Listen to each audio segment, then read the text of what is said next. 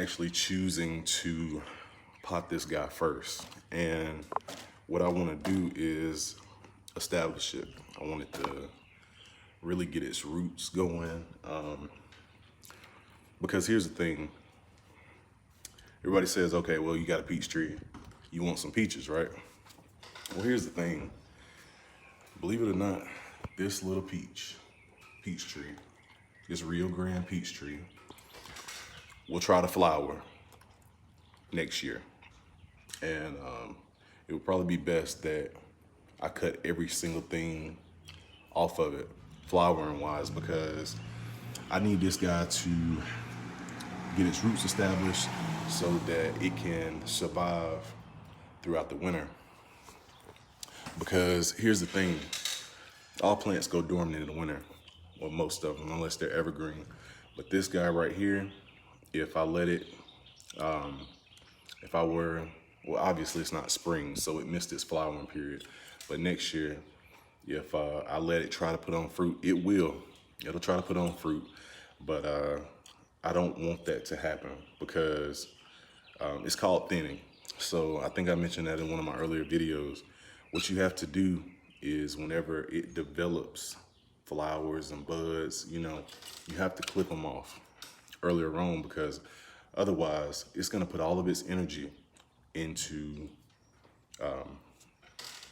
growing fruit. And this tree is entirely too small. You've seen my other one, it's 9 feet tall, 9.5, 10 feet tall. So got something on my chin. So we don't want it to put all of its energy into flowering. So what I'm gonna do for you guys today is I'm gonna go ahead and prune this guy. This is what you're supposed to use. They've already been pre-cleaned.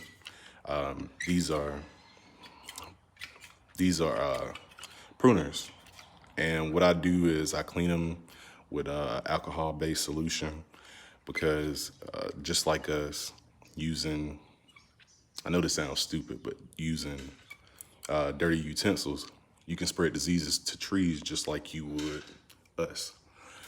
All right, so without further ado, as you can see right here, see how that's kind of, well, it is broken, but here's the difference. And this is how you tell what's alive and what's not. So let me see. See this right here? See that green? That means it's alive and well. Watch this. Hold on, give me a second. I don't know if you can see that scratch that I made. Yeah, give me a second. All right. See that? See that? You can see the wood. So what we're gonna do is we're gonna go ahead and prune this back. And what that's gonna do is give this guy, let me see. You know what? It's gonna be ugly when I get done, but it's a necessary evil, I promise. I don't know if you guys seen, but they kind of had it sitting in a bucket, and the sun is beating down on it.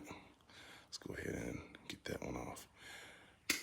And the reason I'm doing this is because I need this guy to focus on its roots. All right, go ahead and get this one. Let's see. So another thing you'll notice is it actually has buds coming up the stalk of it. They will do that. Peaches and nectarines are the fastest growing fruit trees out there. Peaches, nectarines, and pears are right behind them. So what you have to do is you constantly have to prune them. Let's see. All right, you see that little green dot right there? Watch this. I'm gonna go ahead and take it back just a little bit. See how you can start to see that green in there? There you go. That's that cambium layer. So we're gonna cut it back to right there. And that's how you know that that portion of this tree is alive. Let me see. And as you can see, there's nothing on this one. So we're gonna go ahead and take this one all the way off. I told you guys it was gonna be ugly. Look at that. Oh my goodness. Let's see. All right. Let's go ahead and get this taken off. Ugh. All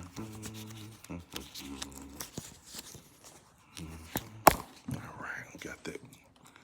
I promise I'm trying not to be so rough, but there's only so much I can do with one hand. All right, we can go ahead and take that one off. Okay, let me go ahead. Okay, so this is another thing when you're pruning. You see how these little green buds are coming off right here, if you can see that. What I'm gonna do, you know what? I'm gonna leave it right there. So what's gonna happen is, it's gonna branch off at this tip. It's gonna branch off in both directions. That's gonna be a branch. All of this that you see on here is gonna be a branch. It does have a little leaf curl going on. I don't wanna strip it completely because I wanna see it come back. Give me 1 second. Let me go ahead and get this unraveled and get it in here. All right. Get this. All right, so let's go ahead and take this off. They got it in this little sleeve bag. I'm trying to get it off and show you guys at the same time. It actually does not seem to be working. All right, let's try it that way.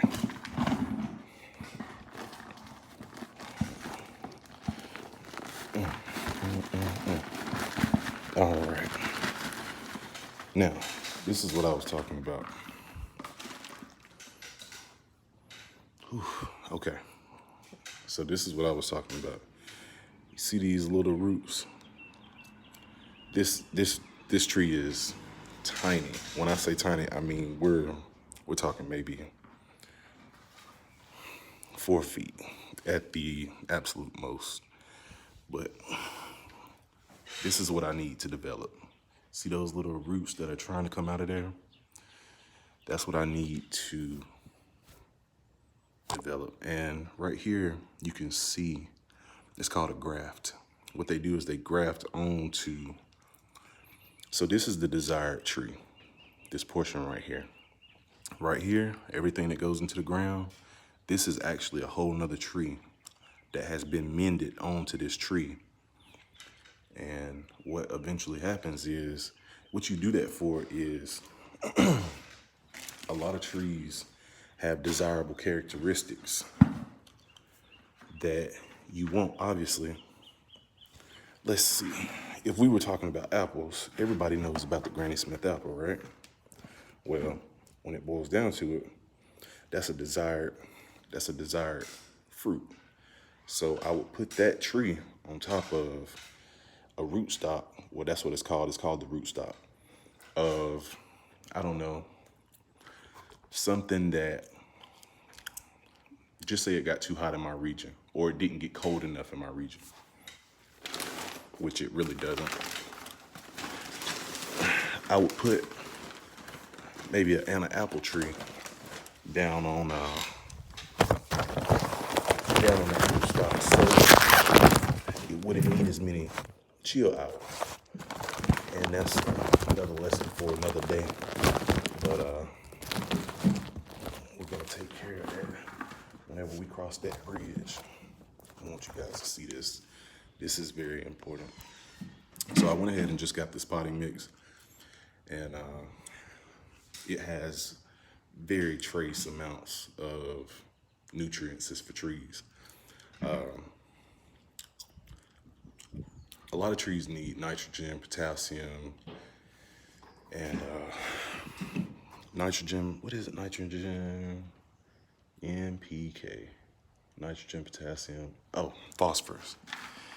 And this soil has very, very trace amounts. So I swear by this. It's Miracle Grow potting soil. I use it on my vegetables. I use it on my trees is very well draining. And what well draining means is whenever you water it,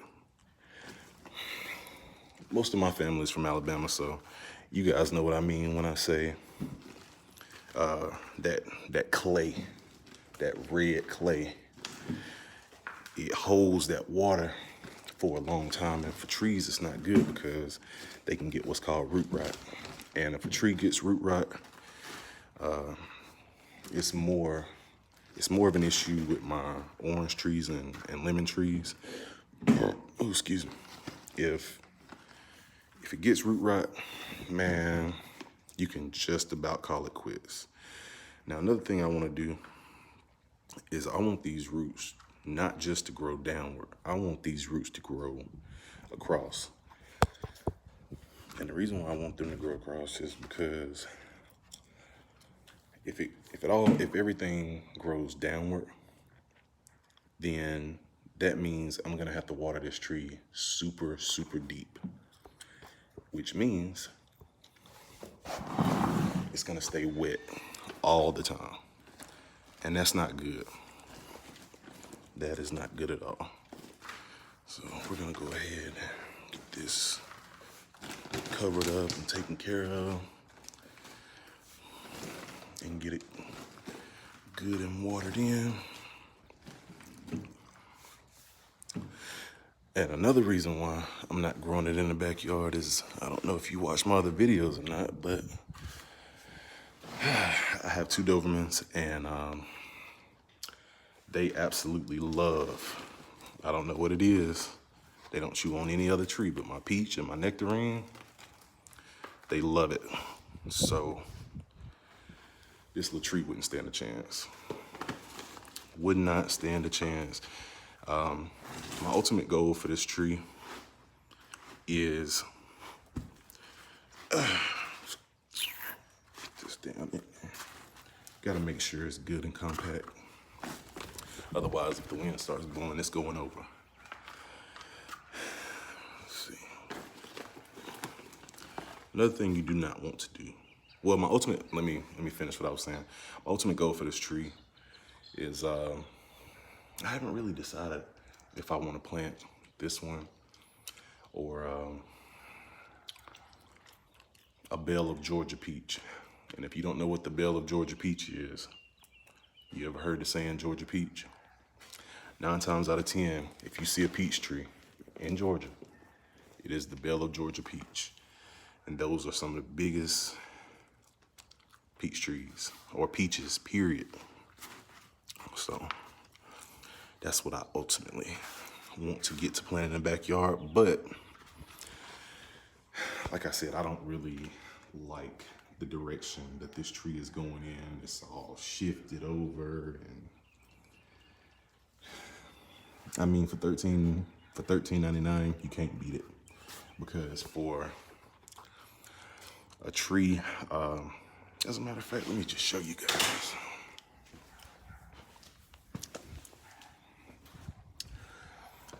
If I were gonna buy a tree this big, this is my orange tree. If I was gonna buy a tree that big, I'd probably pay about $40, which is not bad. Let me just say, $40 for a tree is not bad. I've spent as much as $100. I probably have $1,000 worth of trees in my yard.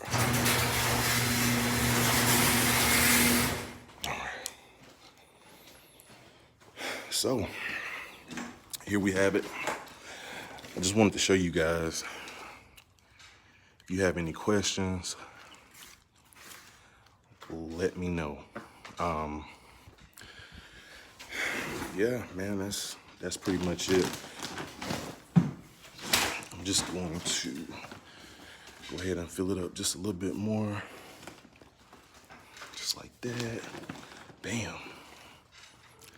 I want to stay below this graph line. Go ahead and get that in there. And the last thing I'm gonna do is water it. And I'm gonna water it heavy. It's trying to rain out here. It rained earlier, but if you know anything about Texas, it does not rain long. So I'm gonna go ahead and get this in there. But yeah, man, excuse me, Suburban Grower, exclamation mark. That's me. It's Jalen Martinez, and fixing to go put this guy somewhere in the front yard, and hopefully by, let's see. I just know y'all don't believe it's gonna take off and probably grow a foot by the end of this year, but by October, it will have put on a foot of growth, I promise you. So I'll try to do a month or two update video, and we'll go from there. All right, peace.